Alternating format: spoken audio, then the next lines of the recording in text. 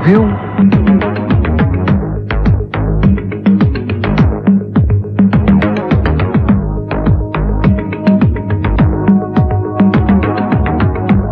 Español retira las tropas españolas de Irak, la decisión comentada por las televisiones europeas. Las tropas españolas destinadas... Las tropas españolas vuelven a su país. La decisión anunciada el domingo por José Luis Rodríguez Zapatero es la primera del nuevo gobierno socialista. Así lo vio la televisión italiana Rai 1.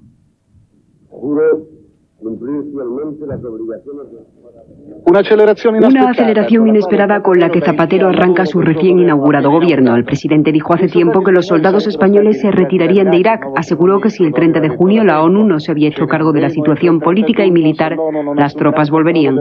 Su anuncio ayer sorprendió por el plazo, no por el contenido. Las informaciones obtenidas señalan que el plazo del 30 de junio no podrá ser respetado. Es inútil, pues, esperar. La situación en Irak es cada vez más compleja, sobre todo en las zonas de alto riesgo donde se encuentran las tropas españolas. El peligro de nuevas víctimas aumenta cada día. Y mientras que en Madrid, cientos de partidarios de Zapatero festejaban la decisión en la Puerta del Sol, los relevos militares que estaban teniendo lugar estos días cesaban. El repliegue de los 1.432 soldados españoles destacados en Irak comenzará de inmediato. Se prevé que la vuelta se realice de forma escalonada en 50 días, pero la oposición protesta. Según el líder del Partido Popular, Mariano Rajoy, la decisión nos quita credibilidad a ojos de la Alianza y nos debilita frente al terrorismo. Es una mentira al Parlamento, añade. El pasado viernes, en el momento del debate, Zapatero ni siquiera había considerado la posibilidad de una decisión tan precipitada. Zapatero non aveva fatto nemmeno intuire un passo così imminente. Los chiíes han reaccionado a la retirada con el anuncio del fin de las hostilidades contra las tropas españolas desplegadas, entre otras, en la ciudad santa de Nayaf, de mayoría chií. Reportaje de France 2.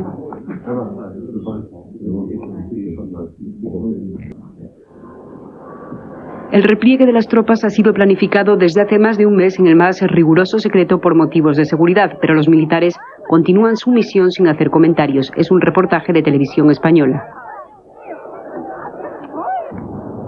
Son imágenes de hoy mismo. Militares españoles en la base Al-Ándalus en Nayaf. La semana que viene dejarán definitivamente estas instalaciones.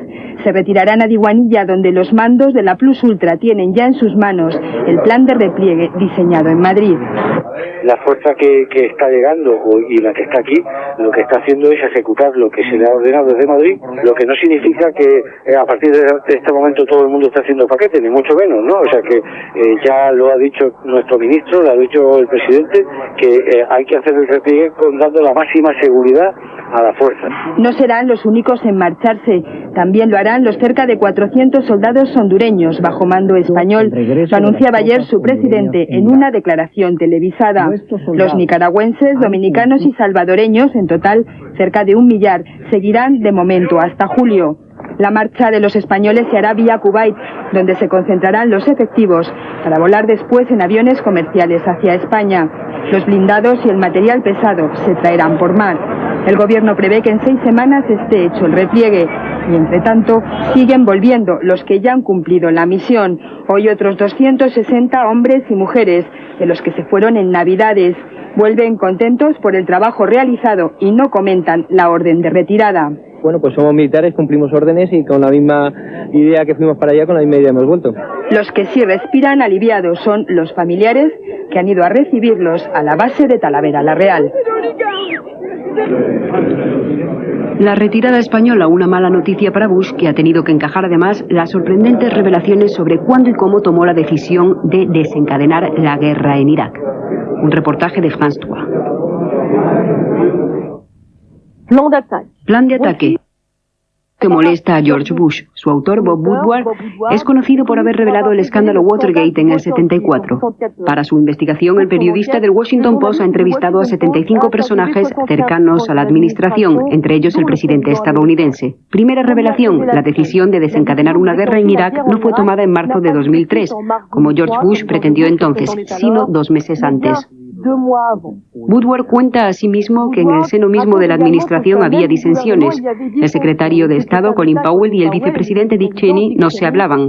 El jefe de la diplomacia fue, de hecho, el último en ser informado de los planes de guerra. Se dieron cuenta de que ni siquiera se lo habían dicho a Colin Powell, el secretario de Estado. ¿En serio? Completamente. Condoleezza Rice dijo al presidente: debería llamar a Colin y decírselo. Interrogado por una televisión estadounidense, el principal interesado lima asperezas: yo tomé parte de los preparativos militares y se me informaba con frecuencia. Si lee atentamente el libro, el señor Woodward lo menciona a menudo. Yo asistí a los briefings. Dice toda la verdad el secretario de Estado estadounidense. Algunos aseguran, en todo caso, que Powell intenta desmarcarse de su gobierno. El jefe de la diplomacia lo afirmaba recientemente. Él se habría opuesto a la guerra de haber sabido que no había armas de destrucción masiva en Irak.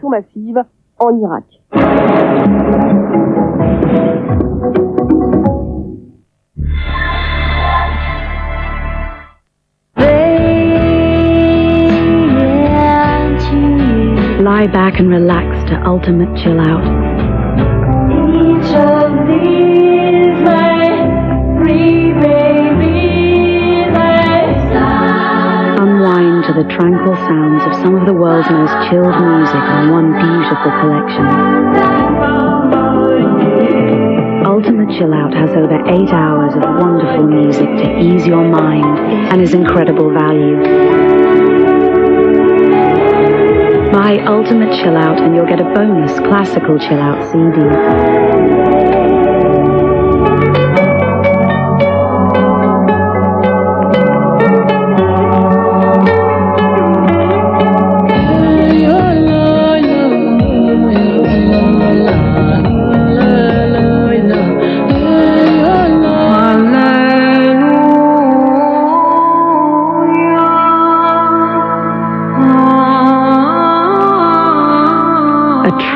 Soothing experience to enhance your way of life.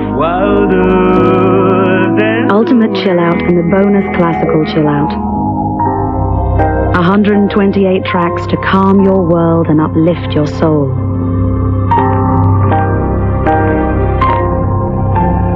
Ultimate Chill Out.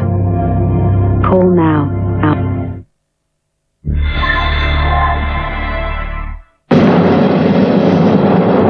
Euronews, las noticias del mundo desde una perspectiva europea. Usted está escuchando Euronews en español, pero también puede hacerlo en inglés, francés, alemán, italiano, portugués y ruso. Euronews es rapidez, rigor e independencia. La política, la economía, la cultura y los deportes, todo lo encontrará en Euronews. Y ahora veamos el tiempo en Europa.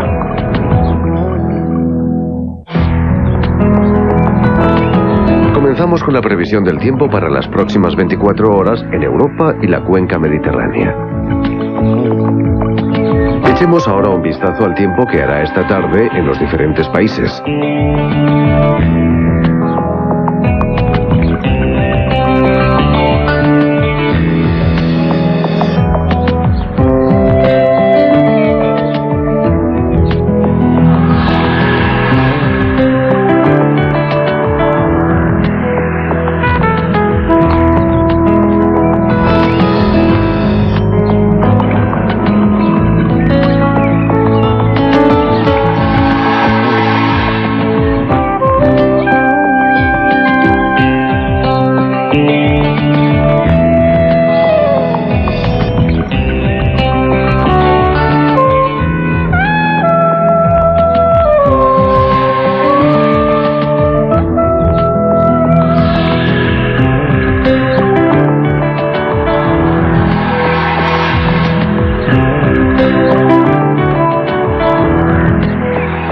Y si desea más detalles, visite en internet nuestra página web euronews.net.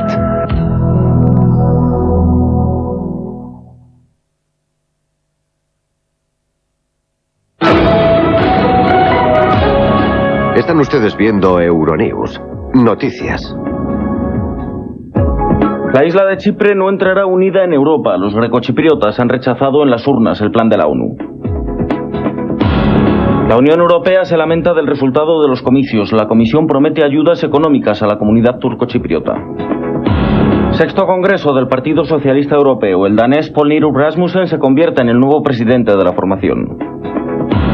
Y en deportes fútbol, el Manchester pierde con el Liverpool en Old Trafford y se aleja de los puestos de Champions.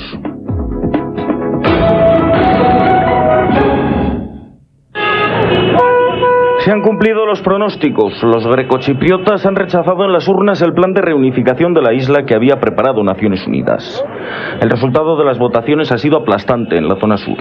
El 75% del electorado ha votado no, lo que pone fin al sueño europeo de sus vecinos del norte. Sin embargo, y aunque resulte paradójico, el presidente grecochipriota Tassos Papadopoulos, que ha hecho campaña en contra del plan, se mostraba esperanzado de cara a una futura reunificación. Esta es la lectura que hacía de la jornada electoral en el Palacio Presidencial de Nicosia. El resultado del referéndum debe servir para emprender las negociaciones de reunificación con otro talante, decía, y no para profundizar en las diferencias que existen entre las dos comunidades. Tanto nosotros como nuestros vecinos turcochipriotas del norte merecemos un futuro estable y seguro, como chipriotas que somos, y por supuesto dentro de la familia europea, concluía Papadopoulos. Mientras tanto, en el tercio norte de la isla, varios centenares de manifestantes pedían esta noche la dimisión inmediata del presidente Rauf Dentas. Para el 65% de los turcochipriotas que ha votado a favor de la reunificación, Dentas es tan responsable como los grecochipriotas de que el plan de Naciones Unidas haya fracasado, ya que desde el principio mantuvo una postura demasiado rígida en las negociaciones previas que mantuvo con su homólogo del sur, Tassos Papadopoulos. El presidente de la República Turca del Norte de Chipre anunció que dimitiría si el proyecto de reunificación de la ONU salía adelante. Ahora, y pese a que los turcochipriotas han apoyado masivamente el plan, Dentas se retracta de lo que dijo. Es el momento de que los turcochipriotas aparquemos las diferencias que han surgido entre nosotros a causa del referéndum, decía el presidente. Nuestra obligación ahora es estar unidos para demandar el fin de los embargos y conseguir la asistencia financiera que no hemos tenido en 40 años. No obstante, no solo la población, también el primer ministro Mehmet Ali Talat pide la cabeza de Dentas. El no grecochipriota ha sido recibido como un jarro de agua fría tanto por Bruselas como por Ankara. El ministro turco de Exteriores, Abdullah Gül, ha lamentado el resultado del referéndum sobre la reunificación de Chipre y ha pedido que la ONU ponga fin al aislamiento político del norte de la isla. Dijo que en Turquía están tristes porque esto supone la división permanente de Chipre. Gül también ha anunciado que no retirará sus tropas del norte de la isla. Había prometido que si triunfaba el plan de la ONU reduciría el número de soldados. Por su parte, la Unión Europea quiso saludar calurosamente a los turcochipriotas por su sí en el referéndum. Considera que es una señal clara de que esa comunidad quiere resolver el problema de la isla. El comisario europeo para la ampliación, Günther Verheugen, ha prometido no darles la espalda. Es importante no castigar a los turcochipriotas por la decisión de la comunidad griega. La Comisión presentará una serie de propuestas sobre cómo seguir apoyando económicamente a la comunidad turcochipriota y cómo sacarles del aislamiento económico, ha explicado. Los ministros de Exteriores de la UE van a analizar la cuestión el próximo lunes cuando se reúnan en Luxemburgo. Socialdemócratas y populares se juegan este domingo en las urnas la presidencia austríaca en unos comicios cuya recta final se presenta muy reñida. Según las encuestas, Heinz Fischer, el candidato socialdemócrata y presidente del Parlamento, dispone de una ligera ventaja sobre su oponente, el actual titular de Exteriores, Benita Ferrero-Waldner. No obstante, nadie se aventura a dar un claro favorito. La ministra cuenta en principio con el voto femenino y con el apoyo de los liberales de George Haider, que actualmente gobiernan en coalición con el Partido Popular. Por su lado, Fischer goza de una sólida reputación por su gestión moderada al frente del Parlamento y tiene asegurado el respaldo de los Verdes, la otra fuerza que completa el universo político austríaco y que, como el Partido Liberal, ha decidido no presentar un candidato propio a las elecciones. El ex primer ministro danés Poul Nyrup Rasmussen será el nuevo presidente del Partido Socialista Europeo. Así lo han decidido los 400 representantes que de cara a las elecciones parlamentarias que se celebrarán en junio en la Unión han celebrado en Bruselas el 6º Congreso Paneuropeo del partido. Tras las votaciones para elegir a la nueva directiva, la cumbre ha concluido con la rúbrica de un documento que dibuja las líneas maestras que piensan seguir los socialistas a partir de ahora. Aprobar la Constitución Europea sin demora y tomar medidas urgentes para favorecer el empleo son sus prioridades. El manifiesto que hemos firmado está dividido en 5 áreas que intentan responder a las necesidades de la gente normal, a sus esperanzas y sus sueños, decía Rasmussen. Habla de trabajo, de la lucha contra el terrorismo y sus causas profundas, de la integración social y de la necesidad que tenemos todos de trabajar juntos para que Europa avance. La victoria de Rasmussen ha sido posible gracias al apoyo de los socialistas belgas, franceses y de los países del Este, que defienden un discurso más intergubernamental que integrador, como explica Giuliano Amato, el candidato italiano que ha tenido que conformarse con la vicepresidencia. Lo que han demostrado estas elecciones internas es que existe una fuerte alianza entre los pequeños países de la Unión. Casi todos los pequeños países han apoyado a Rasmussen, no por lo que simboliza personalmente, sino porque como representante de un país pequeño su discurso les resulta más cercano. Ma in quanto rappresentante di un piccolo paese. Junto a Amato habrá además otros 3 vicepresidentes. Uno de ellos será el español Rafael Estrella. Un día más hay que hablar de violencia en Irak. Esta noche 2 soldados de la coalición han muerto y 5 más han resultado heridos durante un ataque suicida de la resistencia. En esta ocasión el objetivo de los insurgentes era una plataforma petrolífera que pensaban reventar con 2 lanchas fuera borda cargadas de explosivos. Sin embargo, los suicidas no pudieron alcanzar su objetivo, ya que fueron interceptados antes por una patrulla costera que saltó por los aires tras la explosión. El suceso ha tenido lugar a 15 kilómetros del puerto de Qasr, al sur del país.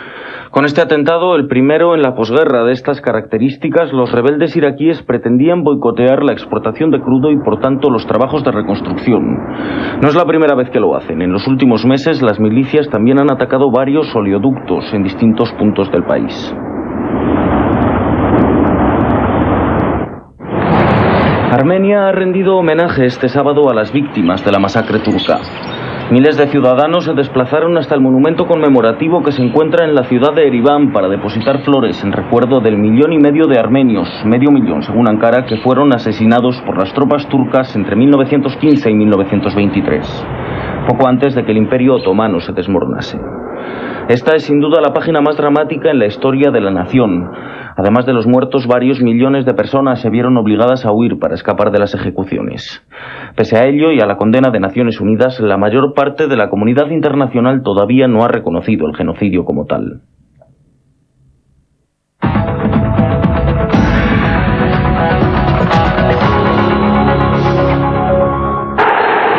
El Liverpool agrava la crisis del equipo de Alex Ferguson. El Manchester United perdió en Old Trafford por 0-1 y se aleja de la segunda plaza que da acceso directo a la Liga de Campeones. El único tanto del encuentro llegó mediado el segundo periodo. Un penalti de Gary Neville sobre Steven Gerrard lo convirtió Danny Murphy en el 0-1. Ryan Giggs pudo paliar el desastre, pero ambos palos lo impidieron. Manchester United 0, Liverpool 1. El grueso de este 35º capítulo de la Premiership inglesa también tuvo color visitante. En casa solo ganó el Fulham y empató el Leicester. El resto fueron victorias a domicilio. Estos marcadores apenas se alteran la zona alta de la tabla. El Arsenal conserva el liderato, suma 9 puntos más que el Chelsea. El Mónaco no se baja del tren de la Liga de Campeones, pero pierde el del campeonato francés. Inesperada derrota la encajada por el conjunto de Didier Deschamps ante el Nantes, 0-1. El único tanto del encuentro llegó en el último cuarto de hora. Gran pase de Gilles Pillapo que aprovechó Marama Bayrua para anotar su 7º tanto en la presente edición de la Liga Gala. Poco pudo hacer el guardameta Tony Silva para evitar la 4ª derrota del Mónaco, 0-1. Además, en esta 33ª entrega del campeonato francés, el Lyon se impuso con goles de Juninho, Essian y Louis Undula. También destacó la victoria a domicilio del Burdeos con gol incluido de Celades. A falta del encuentro dominical, el Lyon aumenta su ventaja al frente del torneo, suma 4 puntos más que el Mónaco. El Rotor de Volgogrado no levanta cabeza en el campeonato ruso. Cedió un empate a 2 en el último suspiro ante el Lokomotiv de Moscú, que se adelantó muy pronto. Dmitry Shishov firmó el 1-0. El gol de la jornada es este. 15 minutos de partido, golpe franco lejanísimo que ejecuta Valery Yesipov y Sergei Ovshenikov rememora a Don Tancredo. Sobresaliente tanto que con pequeñas variaciones iba a repetirse. Otro golpe franco, de nuevo Yesipov sobre la bola y 2-1 para el Rotor. Los locales conservaron la ventaja casi hasta el final. Superado el minuto 94 y tras sacarse una falta producida en el medio campo, Shishov cabeceó para establecer el definitivo 2-2. El CSKA de Moscú se impuso por la mínima en la 8ª jornada del campeonato ruso. El Spartak no puntuó y perdió la opción de alcanzar de forma provisional el liderato. El Torpedo Metalurg empató en casa. Con un partido menos, Torpedo de Moscú y Zenit de San Petersburgo comparten la cabeza con 15 puntos. Llegamos a Portugal, donde el Benfica saldó con un triunfo su compromiso del 32º capítulo liguero. Peor suerte corrió el Sporting. Un tanto de Alandra dio la victoria al União Leiria. Estos marcadores dan el título de Liga al Oporto por 20ª ocasión en su historia. Comparten la segunda plaza Sporting y Benfica. En la Liga belga, el Anderlecht festejó el Alidón con un empate en Lieja. Otra igualada, la cosechada el viernes por el Brujas ante el Moucron, otorgaba ya de forma matemática su 27º título de Liga al Anderlecht, que es líder con 74 puntos en 31 partidos, 11 más que el Brujas a falta de 3 jornadas. En la Liga Española se jugaron los 2 primeros partidos de la 34ª jornada. El Español ganó al Atlético de Madrid, mientras que el Deportivo empató en Málaga. Víctor adelantó a los gallegos e igualó Canaval. A la espera de los encuentros de hoy, Valencia y Real Madrid comparten el liderato. A 7 puntos queda el Barcelona. La Bundesliga alemana alcanzó este sábado su 30ª jornada con 7 encuentros. Por arriba el Stuttgart se impuso a domicilio al Hannover y el Leverkusen en casa ante el Borussia de Dortmund. El líder, el Werder Bremen, se enfrenta el domingo al 5º clasificado, el Bochum. El Bayern recibe en casa a sus vecinos del Múnich 1860, terceros por la cola.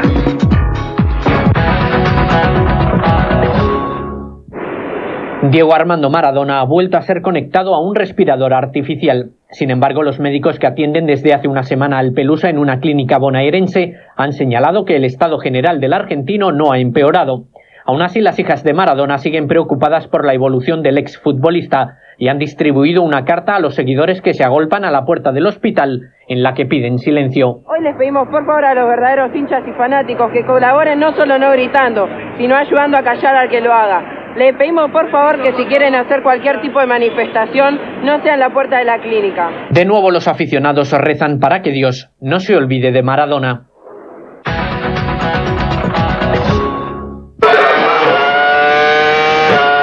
Es la banda sonora de Un sueño, el de Jensen Button y el equipo Baronda. El británico saldrá desde la pole position en el Gran Premio de San Marino de este domingo tras marcar el mejor tiempo en la sesión clasificatoria. Será su primera experiencia en esas lides y la primera vez en 4 carreras que un Ferrari no ocupará esa plaza. Michael Schumacher, 3 carreras, 3 victorias. Lo tendrá un poco más complicado esta vez en casa en el Enzo Dino Ferrari de Imola, en el que la segunda línea la ocuparán el colombiano de Williams BMW, Juan Pablo Montoya, el compañero de Schumi en el Cavalino, el brasileño Rubens Barrichello. Por detrás, Ralf Schumacher y el español Fernando Alonso, con el 6º mejor crono, completarán la nómina de aspirantes al podio. Una nómina de la que se borraron otra vez los McLaren. David Coulthard saldrá 11º y Kimi Raikkonen penúltimo tras un nuevo problema en el motor de su monoplaza.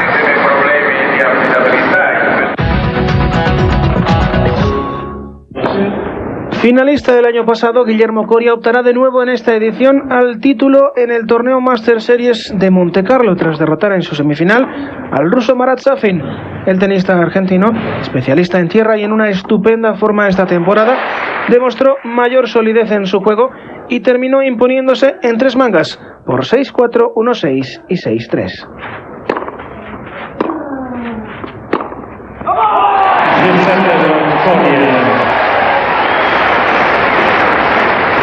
Coria se jugará el título con el alemán Rainer Schüttler, vencedor en la otra semifinal ante Carlos Moyá. El español se estrelló ante la muralla germana y fue víctima de la pobreza de su resto. Moyá cedió la primera manga en el tiebreak y fue incapaz de remontar la situación para terminar cediendo en el segundo set por 6-4. Coria o Schüttler sucederán en el palmarés del tercer Master Series de la temporada al español Juan Carlos Ferrero.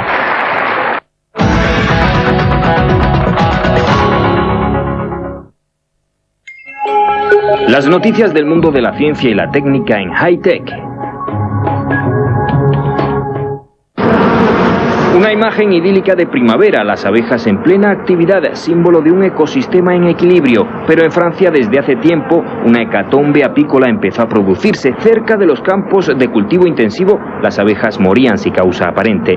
El escándalo estalla. En el punto de mira hay dos pesticidas de nueva generación, el Gaucho y el Regent. El principal acusado es la sociedad Bayer, productora del primero. Veamos cómo actúa el producto. En vez de ser pulverizado sobre el campo, se recubre con él la semilla. Como se puede ver, los granos de maíz quedan teñidos de rojo. Según los apicultores, la molécula activa del pesticida Gaucho pasa al polen de las flores. Después, la abeja, desorientada por sustancias neurotóxicas, no es capaz de encontrar el camino de regreso. Otras mueren al llegar al panal. Bayer se defiende de estas acusaciones. Los restos de imidaclopride, la molécula activa del Gaucho, que se pueden encontrar en las plantas que visitan las abejas, no suponen ningún riesgo para ellas. No son pas de nature a causer un risque à l'abeille.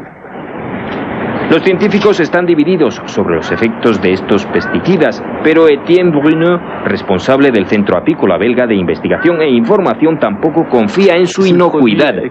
Si el producto es consumido de forma repetida por las abejas, solo se necesitan dosis ínfimas para que las abejas estén completamente perturbadas y se produzcan problemas y errores de alimentación.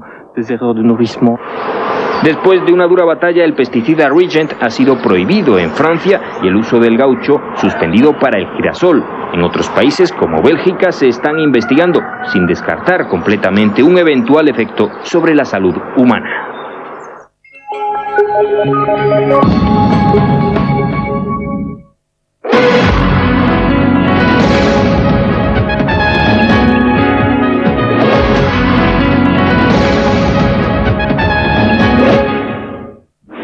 La lucha contra los incendios forestales bajo el sello europeo. Cerca de 800 socorristas y bomberos de 9 países, entre ellos España, han participado en el primer simulacro de estas características realizado cerca de Marsella, en Francia.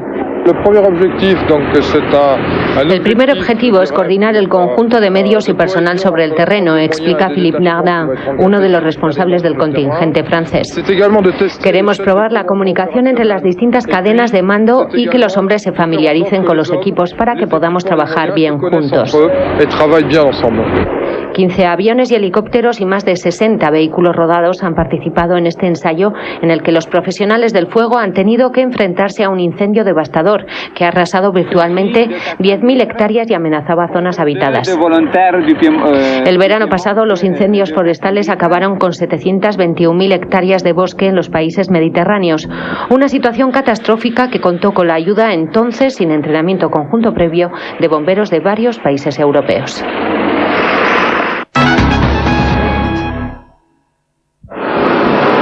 Bruselas dice sí a la candidatura de Croacia. Zagreb se reserva el gran aplauso para la cumbre europea de junio, en la que los jefes de Estado y de Gobierno de la Unión deben pronunciarse sobre el visto bueno definitivo. No obstante, el ejecutivo de Romano Prodi no ha facilitado una fecha para la apertura de negociaciones. La Comisión Europea aprueba los progresos económicos y políticos del primer país balcánico que opta a su entrada en el club, pero espera de él una mayor cooperación judicial con el Tribunal Penal de La Haya. Croacia entregó su solicitud para ingresar en el club en febrero del año pasado y desde entonces ha organizado la entrega al TPI para la ex Yugoslavia de 8 personas acusadas de crímenes de guerra. Pero falta este hombre, el ex general croata Ante Gotovina, a su derecha la imagen en paradero desconocido desde 2001. Su entrega podría facilitar a Croacia la apertura de negociaciones con la Unión antes que Turquía, candidata al club desde 1999. El gobierno del primer ministro croata Ivo Sanader aspira a a que su país entre en la Unión en 2007 junto con Bulgaria y Rumanía.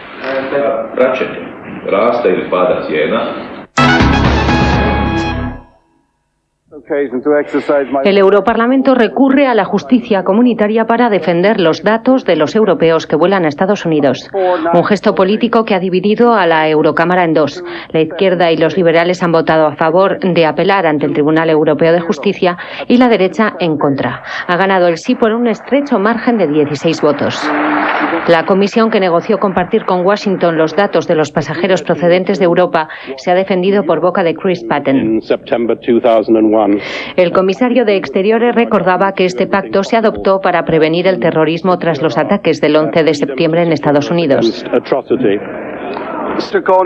Daniel Cohn-Bendit, copresidente de los Verdes, replicó a la comisión: estamos listos para combatir el terror, pero no para luchar por la justicia y el derecho a preservar la vida privada. No debemos renunciar a nuestra identidad europea porque Estados Unidos nos lo pida. Lo que preocupa al ala izquierda del hemiciclo es la posible violación del reglamento comunitario sobre la protección de datos personales. Desde marzo del año pasado, Estados Unidos puede conservar durante 3 años y medio 34 datos personales de los pasajeros procedentes de Europa. Washington exige esta información y amenaza con imponer sanciones a las compañías aéreas que no se plieguen a ello. Turquía más lejos de la Unión Europea por el caso Leyla Zana. El Tribunal de la Seguridad del Estado de Ankara ha ratificado la sentencia de 15 años de prisión contra la activista procurda laureada con el Premio Europeo Sájarov. El Tribunal Europeo de los Derechos Humanos había solicitado la repetición del juicio por considerar inadecuado el primero. Pat Cox ha reaccionado ante las cámaras de Euronews asegurando que no quiere sacar conclusiones prematuras sobre las consecuencias a largo plazo de la ratificación de la condena, pero tal y como dije ante el Parlamento en Ankara, para nosotros no es solo el proceso contra una mujer, sino que es símbolo de un malestar más profundo y nosotros lo sentimos con su encarcelación. Por su parte, Bruselas afirma que no iniciará negociaciones con ningún país que mantenga prisioneros políticos, a lo que Ankara responde que ningún Estado de la Unión puede intervenir en la decisión de un proceso judicial independiente.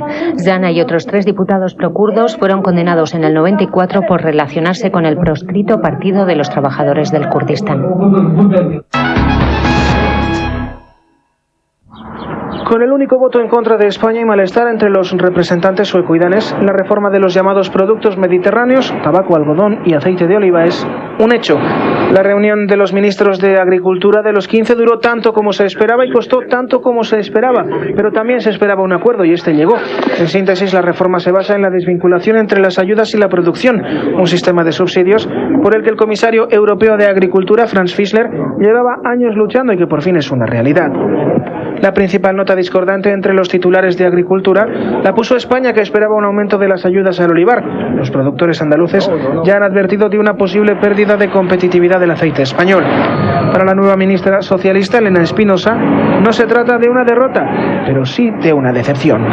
No podemos calificarlo de fracaso, porque fracaso sería si hubiésemos llegado aquí con la propuesta inicial que teníamos encima de la mesa, donde está claro que tendría unas gravísimas consecuencias prácticamente para los 3 sectores.